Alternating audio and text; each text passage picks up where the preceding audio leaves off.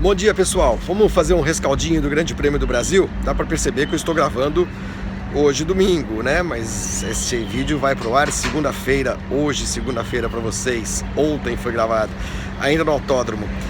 Eu tenho certeza que a discussão hoje é um pouco sobre a atuação do Hamilton, que muita gente considerou espetacular da corrida de ontem. De fato foi bonita, claro que o cara sai de último e em algum momento lidera a corrida, chega em quarto. Faz muitas ultrapassagens, isso acaba sendo razoavelmente impressionante. Mas quando a gente se detém nos números frios de cronometragem, a gente percebe que não foi uma façanha tão espetacular assim, né? É bacana, claro, impressiona, ou melhor, talvez, empolga as pessoas. Mas se a gente olhar, por exemplo, na volta número 5, quando o Hamilton, né, já estava em 14º, por conta de abandonos, acidentes múltiplos ali na hora da relargada, ele estava menos de 5 segundos atrás do líder, do Vettel. E foi mais ou menos essa a diferença no final da corrida, praticamente os mesmos 5 segundos. É verdade que essa diferença aumentou bastante, chegou a 17 e pouco na volta 21, 50 voltas antes do fim da corrida, e foi a maior diferença antes do pit stop do Hamilton. E depois que ele parou, ele liderou a corrida durante 13 voltas, né, da 30 até a 43, aí ele parou na 44, e na 44 essa diferença chegou a 18 segundos, e ele chegou, repito, a 5 segundos, mais ou menos, estou arredondando os números, tá, do Vettel. Quer dizer, ele descontou aí quase 13 segundos nas últimas 27 voltas, o que dá uma média de meio segundo por volta.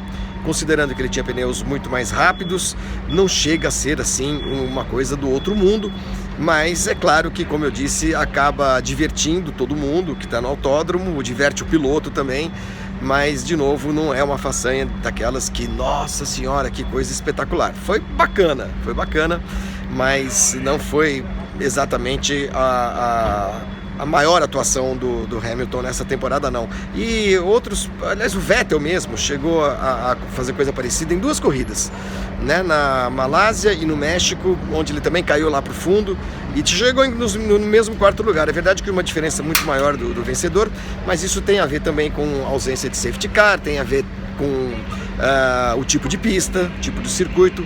Aqui em Interlagos o Hamilton não perdeu tempo com ninguém, ele passava os caras como se eles estivessem parados, ninguém ofereceu resistência e não precisou fazer nenhuma ultrapassagem monumental para chegar nessa quarta posição. Mas foi bacana, é claro que foi uma atuação digna de um tetracampeão, e ele acabou sendo um dos nomes da corrida, mas eu colocaria ao lado dele o Massa, como eu disse ontem, pelo 7º lugar, o primeiro dos outros, a última corrida dele em Interlagos.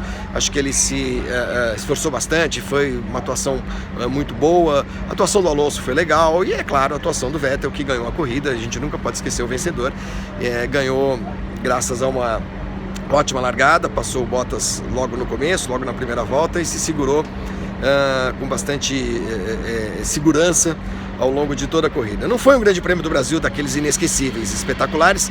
Normalmente isso acontece aqui em Interlagos quando chove, né? E a gente tem corridas muito malucas, dá para lembrar um monte delas, e inclusive a do ano passado, com a brilhante recuperação do Verstappen no fim, no piso molhado, fazendo aí sim ultrapassagens espetaculares. Mas foi um grande prêmio bom, um grande prêmio que teve um público acumulado aí que chegou à casa dos 141 mil espectadores nos 3 dias, é claro, e mostrou algum vigor da Fórmula 1, né? Eu estou muito curioso para saber o que vai acontecer no Brasil, vigor da Fórmula 1 no Brasil. Estou muito curioso para saber o que vai acontecer no ano que vem, sem piloto brasileiro no grid, para saber como é que vai ser a reação do público do país, pela primeira vez vendo o Grande Prêmio aqui no país, aqui no Brasil, sem um piloto brasileiro. Algo que nunca aconteceu. Todas as corridas disputadas no Brasil desde 72, desde a primeira, que foi extracampeonato, todas elas sempre tiveram brasileiros, e muitas delas brasileiros em condições de ganhar, de chegar ao pódio, né? Especificamente a gente fala aqui, menciona Emerson, Patti, Piquet, Senna, o próprio Barrichello nos anos de Ferrari, o próprio Massa, que ganhou 2 vezes em Interlagos. A gente não pode esquecer que isso sempre ajudou a trazer mais gente para o autódromo.